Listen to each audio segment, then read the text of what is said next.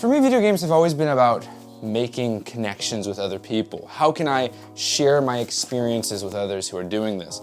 How can I share my love for this story with as many people as possible, or just talk about some of my experiences with a specific game? Part of the reason why I've really been excited about some of the hardware I'm using is because it allows me to experience some of those stories more often, or experience new stories with friends who have recommendations for me. I love that. I absolutely love that. I was listening to a podcast episode with Jack Conte. If you don't know who that is, he is the CEO of Patreon. I just recently listened to a TED Talk he gave about how the internet is changing, how there's a battle for our attention. The algorithms in place they don't care about quality, they just care about keeping eyeballs on platform. That's all that matters. And you can do a test for yourself. I would say pick a topic that you enjoy. Pick a topic, or not even that you enjoy, pick something that you don't often look at. Let's say you're someone who has some interest in cars. I would say try it. Try watching 15 videos in a row about cars, and then see if you continue to see suggestions of videos you used to watch. I would highly doubt it. This is something that I, as a creator, have been battling for a while now, trying to figure out how can I stay relevant in this space. And the original intention of what I was doing was always about building community. And some communities, grow within that space, but really deep connections. I mean, I'm trying to talk to dads who are just trying to find 15 minutes in their day between providing for their family and taking care of themselves to enjoy a hobby that they fell in love with when they were kids, right? Like, this is something that's important to us as fathers. And I was just really encouraged by the TED Talk along with his podcast episode with another creator, because they talked at length about how there is not a necessity for more of those to talk about things or to feed this algorithmic shift away from people who really genuinely care about either the creator or the cause, and really now it's just all about how can we get more eyeballs and more ad money. For me, I have struggled greatly with the idea of acceptance in this space. I've changed every which way till Tuesday because I want to fit in. I want to be able to be a part of this place, this online thing, and I only saw a certain way of doing it, the way that it's built to be done. Well, I'm very encouraged by Jack's conversation because it was almost liberating in a lot of ways. 5, so that would be green. For me, I know that people have talked and like, hey, just make what you want, do what you want, and it's more than that. It has a lot less to do with what I want to make, and rather with what connections I want to have. You see, I've talked about Xbox, and I have really leaned into that because it got a lot of traction. What I didn't realize was it was building slowly a community of individuals who were passionate about an idea. The idea was access to video games. Whether Xbox continues to do this or starts to overcharge for their subscription service now, who knows? Whatever you want to look at, however you want to look at it. If you think it's valuable, if you don't think it really is irrelevant to the overarching thing, which is how can we do this more? He made an example, and I loved his example because he's a huge Calvin and Hobbes fan, and so am I. And he said there was something so powerful about the last panel of the Calvin and Hobbes series. This isn't a lot of comics. I mean, look, this is Dragon Ball and Dragon Ball Z. Obviously, way more. But in the Calvin and Hobbes series, this is book 3 of this collection, we have the last page. On the last page, we are going to see the very last comic, the very last panel, the very last moment. His last moment here with us is here. It is Calvin and Hobbes together, doing a full day of fun, a full day of things to do. And the very last thing that is said is, let's go exploring. You turn the page and you just have your two best buds, some coffee on the book. your two best buds sitting together. This is the last comic. This was done December 31st, 1995. Some say it ended too soon. Some say that it was the perfect ending. And I would agree with Jack Conte's sentiment, which was that last panel indeed is as depressing as it is exciting. It is, I have said all that I needed to say. It is the creator of this very series, Bill Watterson, saying, I have said all that I needed to say. It is finished. I'm not saying that I'm done. I'm not done at all. But what I am saying is, I think that it is clear, based on how much I'm grasping at straws on a regular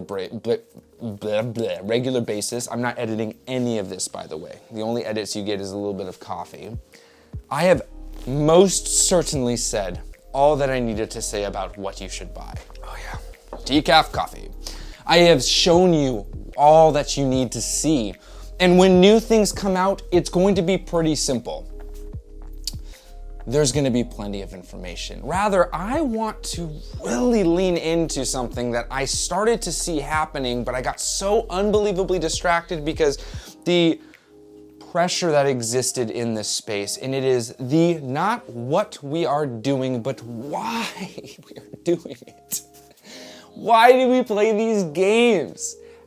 Why? And I believe strongly it's for a connection. I know that I personally created this. Another thing that was said in the, I hope I don't get too emotional here. Another thing that was said in this podcast was, do you think that you as a creator creates things for people to grant them whatever, it's peace or community or whatever, because one, you want it yourself, or two, you don't have it, you can do without it, and you want others to have it? That floored me. I was like, oh, whoa. I looked back on my 3 years of doing this and I think a lot of it had to do with I want to be another adult and find other adults playing video games with me. Not bitching and moaning about how Call of Duty has bad updates, not complaining about Nintendo's highly litigious process, not any of this. I got sucked into some of that, and that itself was, very popular. No, I wanted to create deeper connections with other gamers and have conversations, of which I've had over the years, but got wildly distracted by what works. Screw it. I don't care what works. It doesn't matter to me. Honestly, and I'm so grateful to God for Him showing me this, what is truly important to me is connections. Video games are a language that we as gamer dads speak, and that language is ones that only we speak to each other.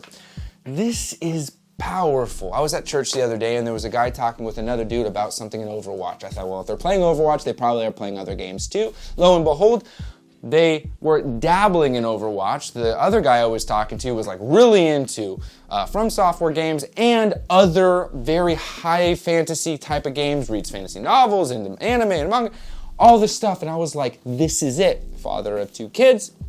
This is it.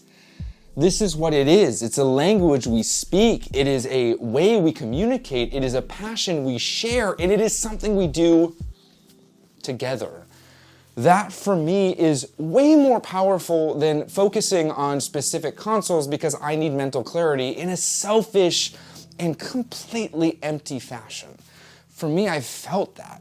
I really did. And it's because of this insecurity in this space.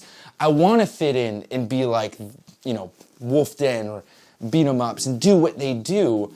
And I realized for me, I can't. I'm a father. I am a husband. I think one of them is a husband.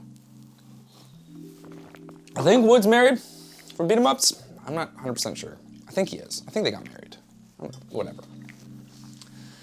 I can't. It's impossible physically because I have children. I had a conversation with some friends the other day and we were talking about what it's like to be a father. And of course we are people who are considered Christians, and so we read the Bible, and there's a terminology in the Bible that you die to yourself daily, right? And one of the guys who doesn't have kids goes, yeah, being a parent seems like it's difficult because you have to die to yourself daily for your children. And I was like, wow, I've never thought about that. The me that existed before my kids cannot exist in the same manner than the one that I have now with kids. Because there's no way I can say, hey, I'm just going to spend time by myself for the next 7 hours, whenever I want, however I want. I'm going to buy all the things, and I'm only going to allow certain things in this office. That's impossible. That's not likely. That is irresponsible, and that is being a bad dad.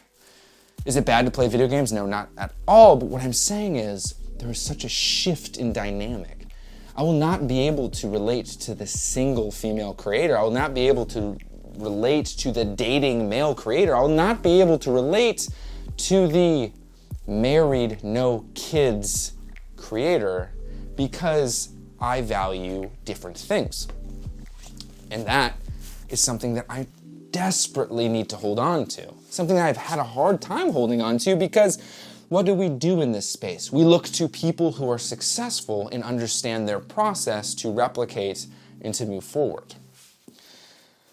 There are no dads here. Sure, there are a couple. I think that Nerd Nest is a dad, but there's no dads doing this, at least that I know of. If there are, please let me know because I need to know.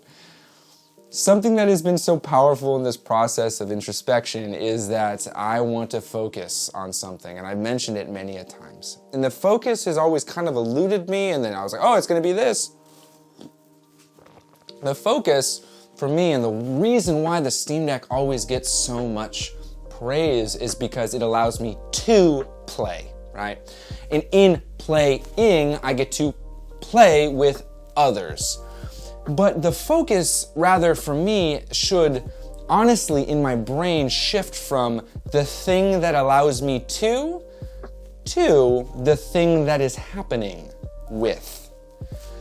The playing of games, the accessibility to, or not accessibility, but access to more games because of a more flexible way of playing is exciting, but truly not the thing itself, but the thing it does.